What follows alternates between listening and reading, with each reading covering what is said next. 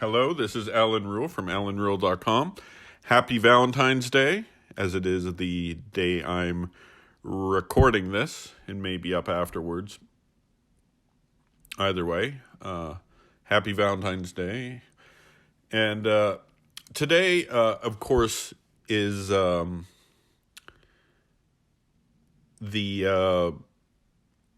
day after Pope Francis's apostolic exhortation came out, where he didn't pull the trigger on the married priests. Although if you talk to some people, they're right around the corner. I'm not going to name any names, but regardless, I'm not going to talk about that. I'm just going to say Michael Coren, the former Michael Coren, who has changed his faith 4 or 5 times. He was born in a secular Jewish family, became Catholic, became evangelical, became Catholic again, and has now become an Anglican. I've reviewed many of his books on allanruhl.com, his last 2 books, where he promotes homosexuality. He's obsessed with the topic. And he accuses people like me of being obsessed with the topic, even though he's written 2 full books about it, tons of articles. And he recently wrote a piece called "Why Catholic Priests Should Be Allowed to Marry." And it says, Michael Coren, there's no compelling biblical reason why priests have to be celibate. Ordaining married men would do nothing but good, by Michael Coren, published February 14th, 2020. All right, and then it's got a picture of Pope Francis shaking a couple's hand. Now it says, Reverend Michael Coren is ordained in the Anglican Church of Canada. Well, he's not ordained in Christ Church.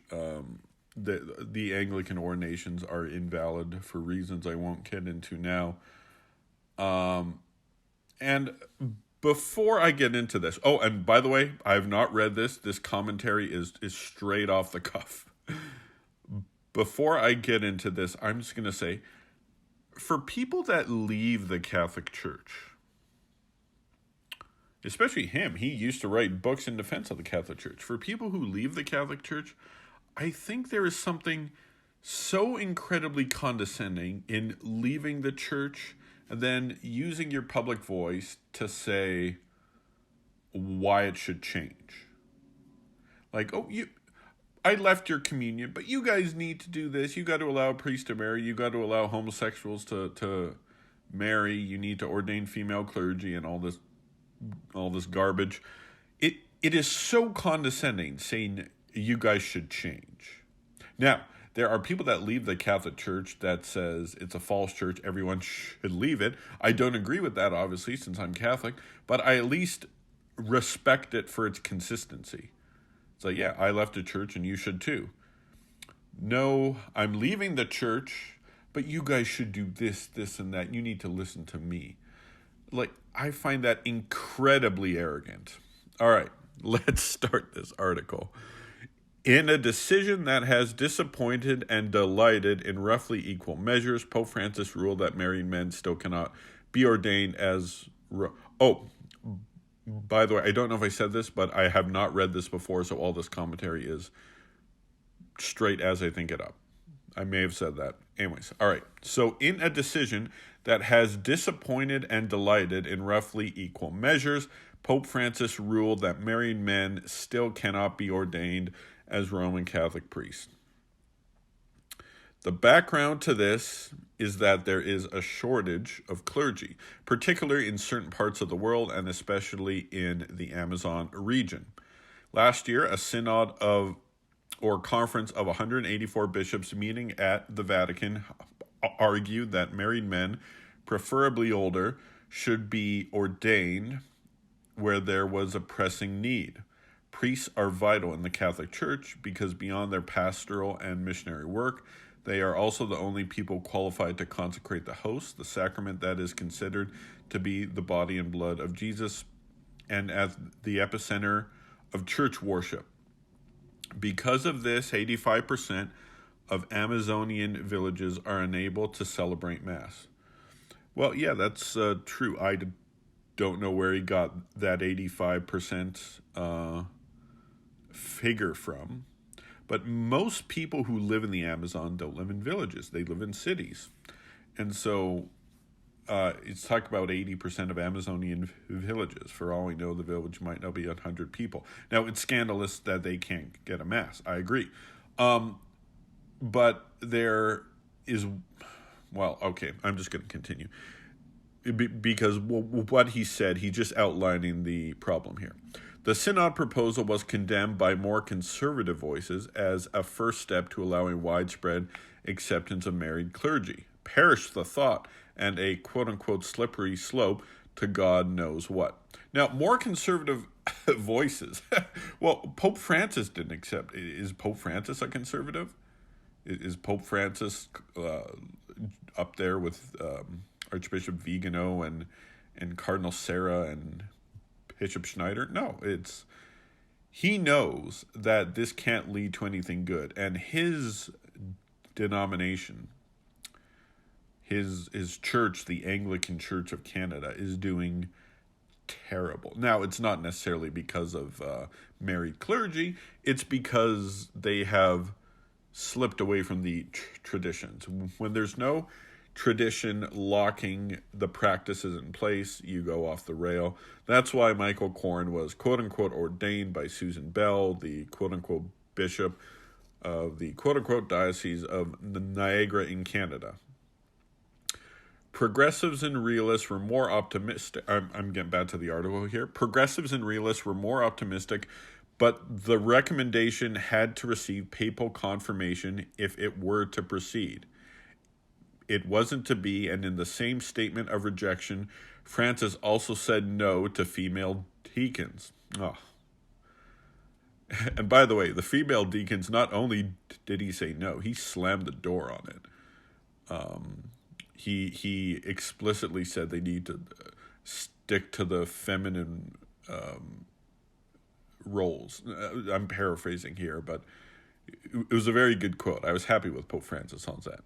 Back to the article. The diaconate is either transitional, bracket, a halfway house before ordination to the full priesthood, close bracket, or permanent, open bracket, where men fulfill some, though not all, of a priest's duties, but are not seeking entry into priesthood, close bracket. There are married deacons, but they have to be men. That's true. So it's business as usual from a pontiff who is splendid on many issues, but still robustly conservative on others. Thing is that proper grammar? Maclean's Magazine? What kind of editor do they got? Thing is, it's kind of like if you talk to a Slavic person who speaks Russian or Polish or something like that as a first language, they tend to forget articles because in Slavic languages, there's no articles. Instead of the Bible says this, a friend of mine, she said, Bible says this, because they're bad with articles. So thing is should be the thing is. And a magazine like Maclean's should know better. They're one of the biggest magazines in Canada. All right, thing is, there's no compelling theological or biblical reason why priests have to be celibate, and the Roman Catholic Church didn't always demand it. Wow. Now that is such a cheap statement. I'll tell you why, because there's a huge history behind this. Yes, since the Gregorian reforms, the Roman Rite, priests have had to be celibate. But there was a huge history of celibacy prior to that. And although in some cases, you'd be hard-pressed to find an example of a common name that we know. Like, who was the wife of Clement of Rome, or Ignatius of Antioch, or Cyprian of Carthage, or St. Augustine? St. Augustine wasn't married. Now, just because they weren't married doesn't mean mandatory celibacy was not required, but there's a long history. I think there's a book by Father, I think it's Ray Ryland, Ray Ryland? Anyways, a convert from Anglicanism who became a priest, because there's exceptions. If you convert from Anglican or Lutheranism and become a pastor, you can get ordained, but it's always an exception. You need an indult from the Pope or from the Curia. Okay, so it's business as usual. Okay, I think I read that. All right, sorry, I read that. In earlier times, the single life was necessary for monks, but not priests. Even when celibacy was commanded, it was not always enforced. Well, it's not always enforced today. I mean, that is, oh man, it just, like, again, he's treating history so carelessly here. Just a few sentences he tries to pack. Yes, there were married priests in the first millennium in the Roman Church, but okay, let's just. Okay, today, the small numbers of married Anglican clergy who convert to Rome. Rome is a city. Convert to Rome. I've always wondered when people say that. All right. Are accepted, and there are entire Catholic rites, Ukrainian, for example, where marriage is encouraged and children abound. Chosen celibacy is generally respected in non-Catholic churches, but it's the insistence that is problematic for so many people. I'm just going to say something. Ukrainian, my mom's Ukrainian Catholic.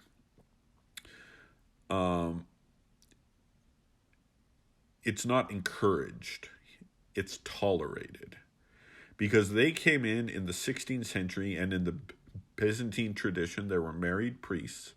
And so when they signed the Union of Brest in 1596, I don't know, 1590 something, around 1600, they were allowed to import their traditions, and that was one of them. All right. But it's not encouraged. It's tolerated. That's dishonest.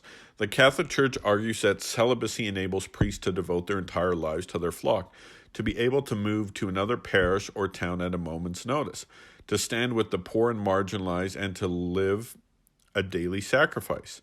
For some clergy, this is likely true.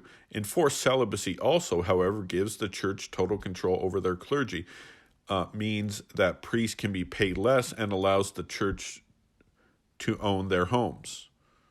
Well, I don't know what means own their homes. Like, priests aren't supposed to own property. Yeah, and it's this reason that the Catholic Church is well, for some clergy, enforced celibacy also again. Total control over their clergy means that priests can be paid less. So does he think that this is the reason? It's like, oh, we don't want them to support a family, so we'll just ban marriage so we have to pay them less. No, that's not the reason. There's more. I'm getting back to the article. There's more.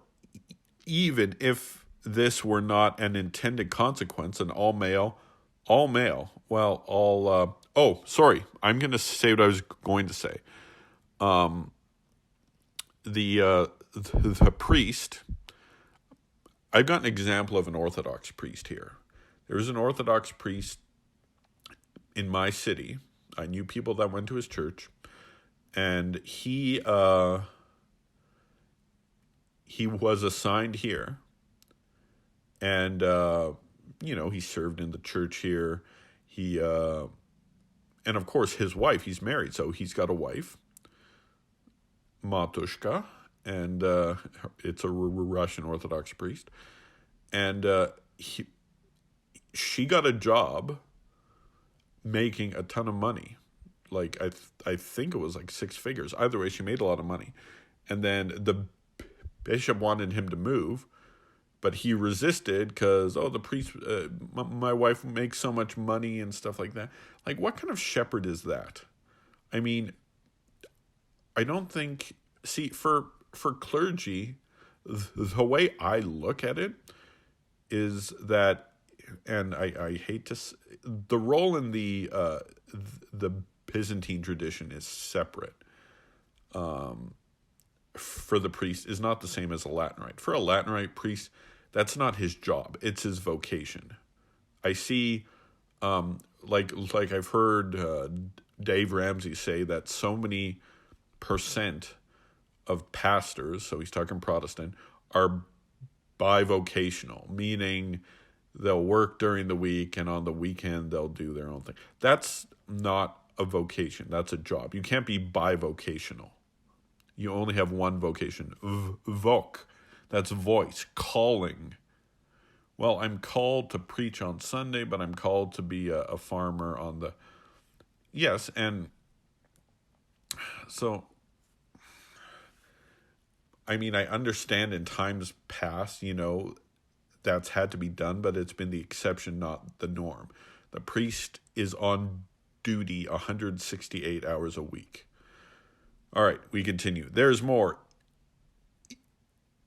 And even if, it says, even if this were not an intended consequence, an all-male and ostensibly celibate clergy has created a class of cleric totally separate from those to whom they minister. No, it doesn't. No, it doesn't. This guy was Catholic for a long time, and he wrote books defending it. Was he just lying the whole time? Okay, it says it has established an elite of the different, removed women from any semblance of influence, and led to sexuality and sex seen as something distant or even unholy. And, okay, I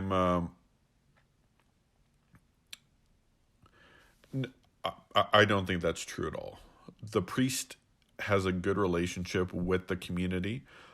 There are bad priests out there who probably don't, but I mean, that's because they're neglecting their vocation, not actually fulfilling it. And no, the priest visits home. The priest is so busy. I can't imagine how busy these priests are. They have to work on their sanctification. They have to do they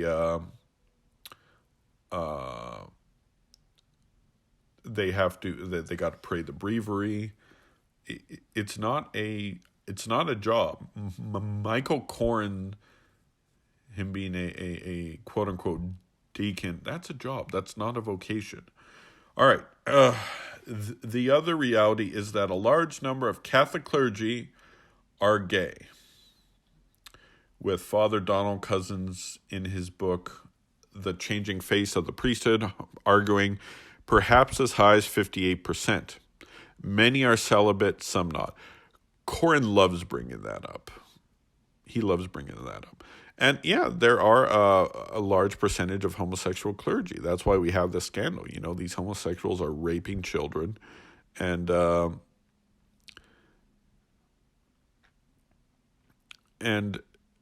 it's a huge problem.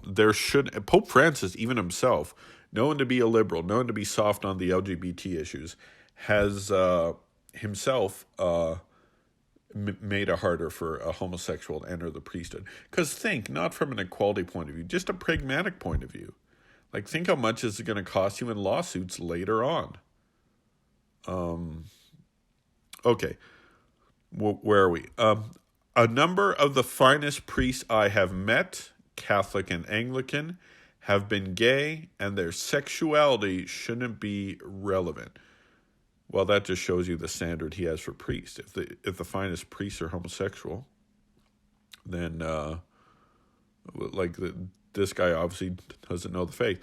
The truth, however, is that the priesthood has traditionally attracted gay men because in a homophobic society, it was one of the few places where they could hide. That's true. I agree with that.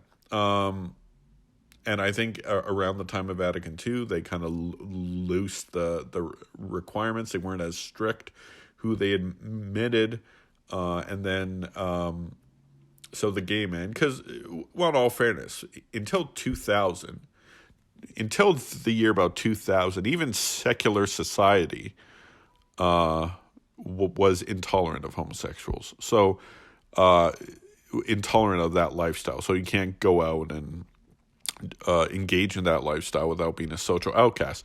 Now it's the thing. So like now, if you're an 18-year-old homosexual now who is raised Catholic, you're not going to go into the priesthood. You're going to go live the gay life, you know. You're going to abandon your faith. Back then, the priesthood was seen as a way out. So I kind of agree with this.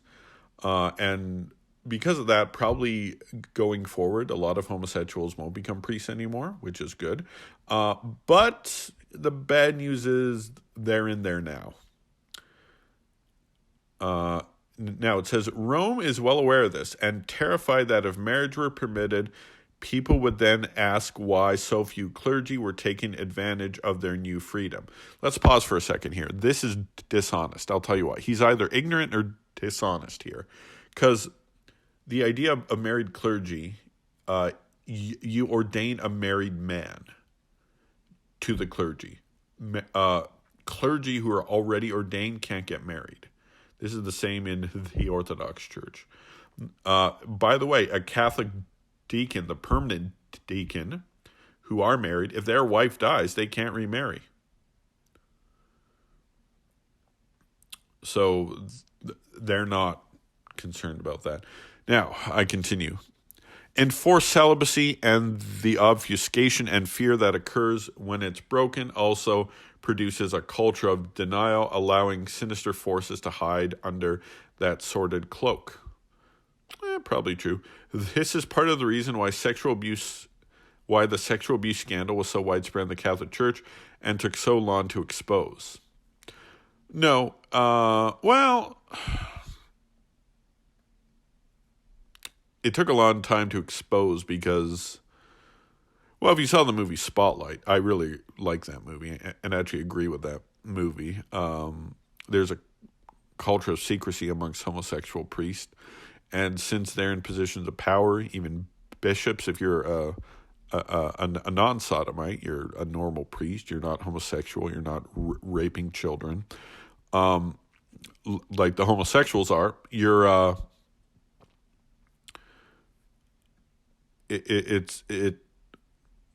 you're afraid to do it because you might get punished. Think of Ted McCarrick. Boy, that's a story in itself. Well, abuse is tragically inevitable in any institution where there is a power dynamic. I'm convinced that if married men, women, and family was at the heart of the priesthood, it could never have been so prolonged and common. Yeah, okay. Well, what about, there's something I got to ask. If you got married priests, what about divorced priests? That's something you got to ask. People who promote married priests, I'm like, how come you're not? So there's going to be divorced priests if there's married priest. Ordaining older married men in a remote region would have done nothing but good. No, it would have violated Pope Gregory VII's edict on the celibate. The thing is, there's a difference between a job and vocation. He thinks it's a job.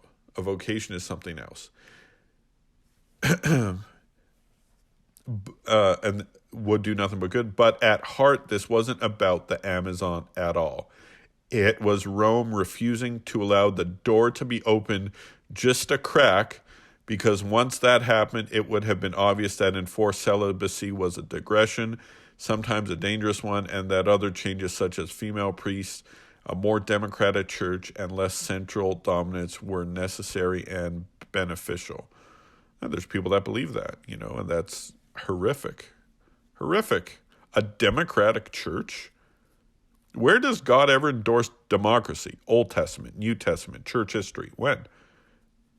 Democracy is not Christian. It was invented by the pagan Greeks.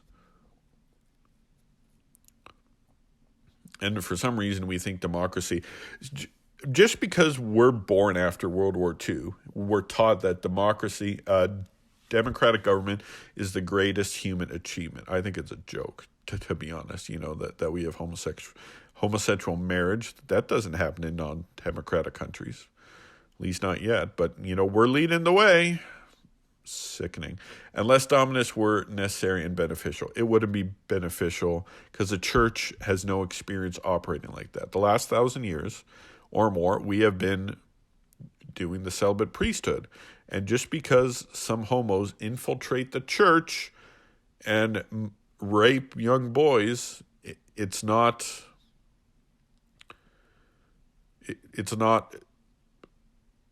there's a problem, but we don't throw the baby out with the bathwater. We make the correction. And he's right, if the door is open just a crack, it's going to allow. And of course, if this reform happens, why not? See, that's a problem with, I'm going to say liberalism, but also Protestantism. Let's look at the Church of England, Michael Coren's church. When it started with Henry VIII, he just made one change. He's like, let's get rid of the Pope. I'm in charge now. And he kept everything else. He kept the celibate priesthood, the Latin Mass. He all the doctrines like purgatory, communion in one kind, all this stuff that Protestants loathe. It was essentially a Catholic church, but under the king. And then you have King Edward VI. He comes to power. And he starts changing more. Why? Because if you can change one thing, why can't you change another and another and another and another?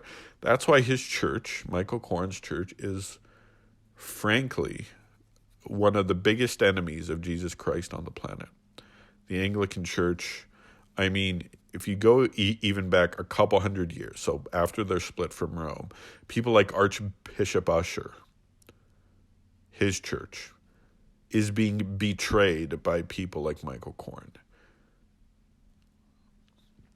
Last sentence, change will come, but not, unfortunately, with this papacy. Well, if it's not going to come with Francis, there's, of cardinal electors, cardinals under age 80, there's not a lot that are more liberal than Francis. A couple, but not a lot. So I don't know what they're... So, and they talk about how, Pope Francis has nominated over 44% of the cardinals, so his choices are taking over. That doesn't mean anything. Because keep in mind, it was John Paul II and Benedict the 16 cardinals that elected Francis. What guarantee is that they're good? And for example, in Germany, there's 3 cardinals: Cardinal Volki, Cardinal Marx, Cardinal Mueller. Cardinal Volki and Cardinal Marx are modernists, especially Marx. Both of them are pre-Francis. They're either B16 or JP2. I can't remember offhand. Cardinal Mueller, appointed by Francis, arch-conservative. So, just because Francis picked them doesn't mean they're liberal. So I'm going to sign off here. Go to allanruhl.com. Follow me on Twitter. And I'm going to try to be on YouTube more. I'm going to make recordings like this. And I'm also going to make some more videos. I have more interviews coming up. And so, All right, signing off. God bless, and enjoy your Valentine's Day.